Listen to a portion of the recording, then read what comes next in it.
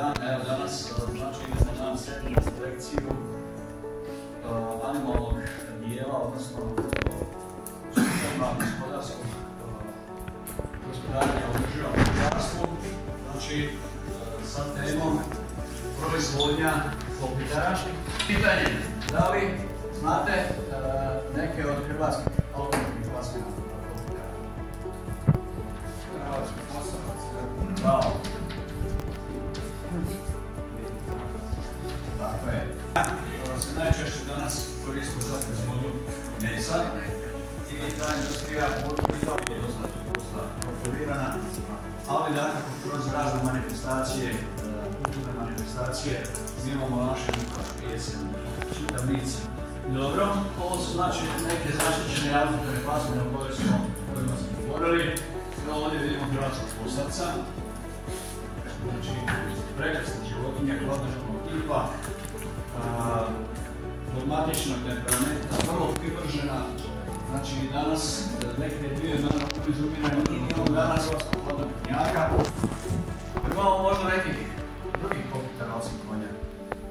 Dalmacije, recimo. Imamo znači magarca i to su plasmine znači koje kako možemo iskoristiti u ovoj sustavi. Ideja, turizam. Bravo, znači brzo turističku ponudu. Tako je i od obiljeg i magarećeg mjenica izvode ovdje jako skupo cijeni. A održivo, kad kažemo nešto održivo, to znači više što održivo. Uzgoj konja, šta radimo s ovom? Šta radimo? Znači, više je to otvoreno. Uvijek se sjetite dobrog sustava, znači otvorenog sustava ili ekstenzivnog načina uzgoja. Dakle, u ovom slučaju, kod konja je još bitno da imamo što kakve površine. Znači, što više otvorenih površina da se znači želimo površinama i neće dio godine govoriti znači površinama, što zbog muskulature, što zbog vitamina D, hranite i rješavamo i pitanje. Evo, podijelit ćemo sad evaluacijske listiće. Nakon što smo odradili ovaj dio i znači rekli smo koje vrste plasmine su najpogodnije za ovaj način održivog gospodarenja.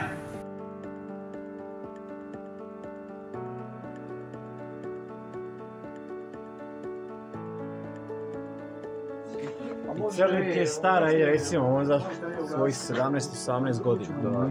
Bijela, ja ne znam, ima podatke tamo, ali ne znam. A Sokol je mali je poni isto možda 20 godina. Sokol i Roko. Da. Što se tiče konja, on za njega mogu garantirati, on je čistiji liticanac u firmi Provenzano Canisa pod imenom Roka, ali on je kod nas došao kad su 2013-14 bile poplave u Gunji, došao je ko izbjeglica kod nas, papiri su nestali od njega, nisu postojali i ne zna se uopšte koja je. Vodi se jednom i on kod licanca, ali ne znamo s čime piše. Dva pastuha. Ovo je kastrak. Kastrak i pastuh, znači koristi se isključivo za manifestacije i svoje iz ljubavi, ali je službeno od prošle godine hrvatska linija licanca priznata kao hrvatski. Tako je, da. Znači od ishrane dajete, znači sjeno. Sjeno, suho sjeno, djetelina, zob, vode imaju po volji, pojelice. Isključivo znači evo ovu rekreativne svrhe, znači da, i što mi eto na našem, možete se i primijetiti, najviše koristimo slobodno sve životinje. Vezove ne volimo. To je održivi uzgoja, jel? Znači sve proizvodite hranu na svojem. Duboka stelja, nisu na betonu, da im ne škodi za pake, tako da. Dobro. Sol im dajete, jel?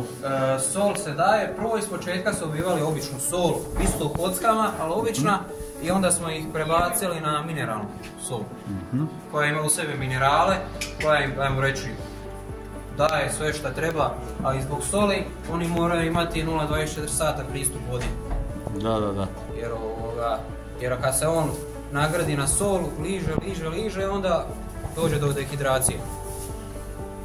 Isto i ovce imaju, ali one imaju u svome amperu velikome, ali to je malo drugčija sol, taj sol više samo reći ne liže, nego oni nju jedu, vrijedno.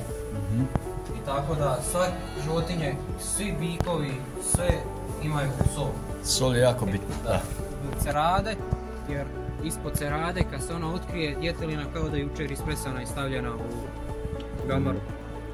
Tako da, a što se tiče hrane, 90% svoj sve proizvodi. Vidim, imate ove silotrapove, a? Da, silaža, ali mi kombiniramo ne čista kukuruzna silaža, nego silaža sirka i silaža kukuruza.